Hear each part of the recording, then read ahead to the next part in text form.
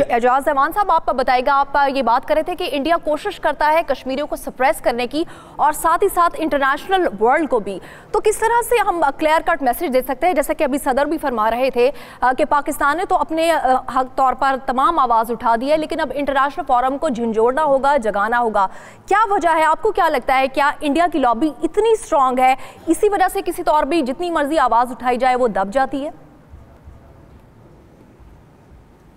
जी देखिए, जैसे मैं पहले कह रहा था कि अनफॉर्चुनेटली ये इशू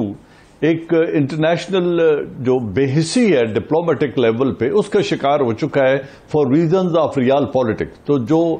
दुनिया की ताकतवर ममालिक हैं, जो इन्फ्लुएंस रखते हैं, जो यूएन रेजोल्यूशंस पे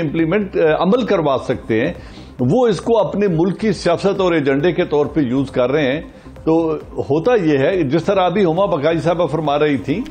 कि हिंदुस्तान ये जो नई रीअलाइनमेंट ऑफ पावर्स हो रही है ना, जिस तरह अभी वो जाके अमेरिका के साथ एक गठजोड़ कर रहे हैं और फॉर स्ट्रेटेजिक रीजंस उनके आपस में एक अलायंस बन रही है,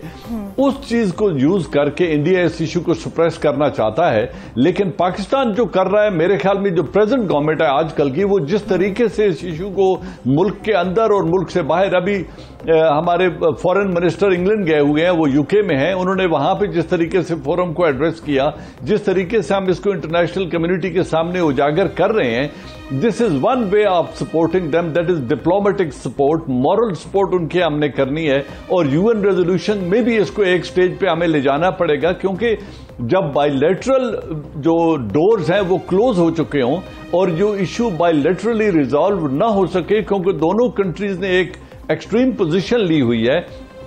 तो उसमें यूएन जो चार्टर है, जो यूनाइटेड नेशन के रूल्स हैं नेगोशिएशंस के, उनके तहत एक स्टेज पे आता है